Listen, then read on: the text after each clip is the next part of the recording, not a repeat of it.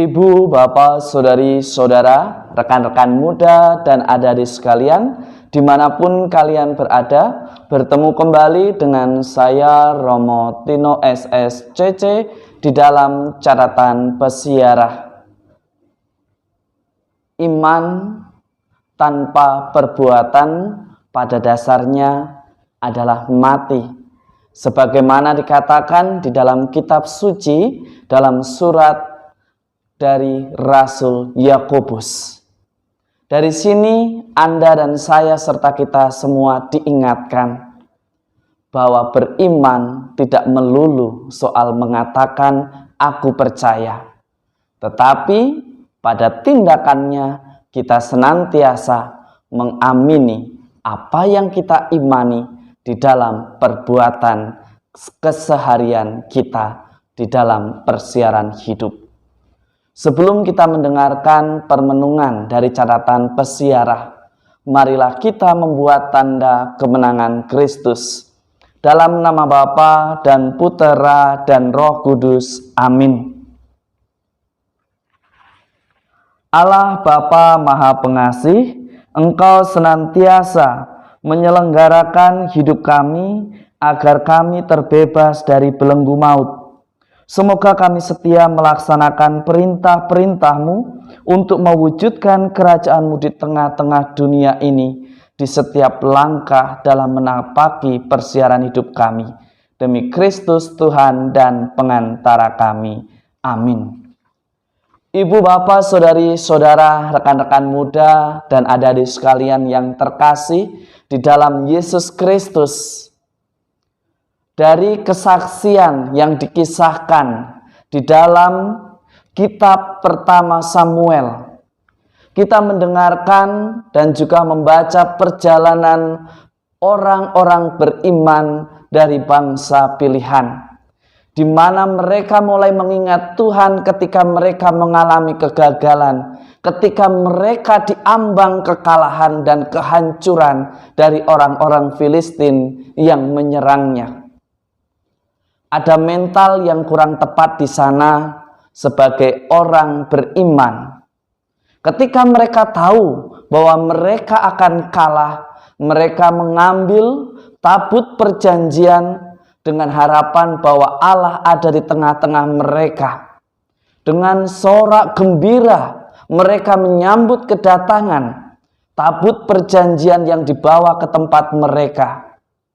Tetapi mereka tetap mengalami sebuah kekalahan yang sama. Dari sini kita belajar bahwa iman yang bermentalkan doudes. Saya beriman supaya saya selamat. Saya percaya supaya saya menang. Saya mengandalkan Tuhan supaya saya dibebaskan. Bukanlah mental yang dikehendaki oleh Allah di dalam hidup sebagai orang beriman. Lihatlah, orang-orang Filistin menang karena mereka mengakui kebesaran Allah yang sungguh luar biasa. Mereka mengatakan bahwa yang kita lawan adalah Allah yang sungguh luar biasa. Kuatkanlah dirimu, lakukanlah setulus hatimu untuk mengalahkan bangsa pilihan. Mereka mengakui keagungan Tuhan, tetapi juga mereka tidak menjadi orang yang putus asa, tetapi melakukan apa yang dipercayainya di dalam perjuangannya untuk memenangkan sebuah pertempuran. Dari sini kita belajar bahwa seringkali Anda dan saya serta kita semua di dalam perjalanan persiaran hidup kita sebagai orang beriman, kita mengingat Tuhan ketika kita berada di dalam situasi yang sulit. Atau bahkan kita menjadi orang yang rajin dan berteriak bahwa seolah-olah kita ini orang beriman. Mengapa harus takut dengan COVID-19? Mengapa harus dibatasi pergi ke gereja? Mengapa kita dilarang untuk berkumpul padahal demi ekspresi atau ungkapan iman? Menjadi pertanyaan refleksi, ungkapan iman yang mana? Jangan-jangan Anda dan saya serta kita semua jatuh pada mentalitas yang sama seperti yang dialami oleh bangsa pilihan, yang ingat Tuhan ketika tahu dia berada di ambang kehancuran, yang ingat Tuhan ketika dia tahu bahwa ia berada di ujung tombak kekalahan. Ibu, bapak, saudari-saudara, rekan-rekan muda dan adik-adik sekalian yang terkasih, seringkali tanpa kita sadari bahwa kita memiliki iman tetapi pada dasarnya mati, karena kita seringkali tidak peduli kepada sesama kita. Seringkali kita tidak peduli pada rencana Allah dan hanya peduli dengan ambisi dan ego kita masing-masing. Seringkali kita berbuat baik bukan demi kemuliaan Tuhan, tetapi hanya untuk mendapatkan kemasyhuran nama kita. Hari ini kita diingatkan kembali bahwa beriman bukanlah konten. Beriman bukanlah untuk mencari popularitas. Beriman bukanlah untuk menunjukkan siapa yang hebat dan siapa yang lemah. Beriman yang tepat dan benar senantiasa membawa sukacita bersama, membebaskan orang dari penderitaan, dari belenggu yang membuat manusia semakin jauh daripadanya. Orang beriman senantiasa mewartakan keselamatan, bukan kesombongan.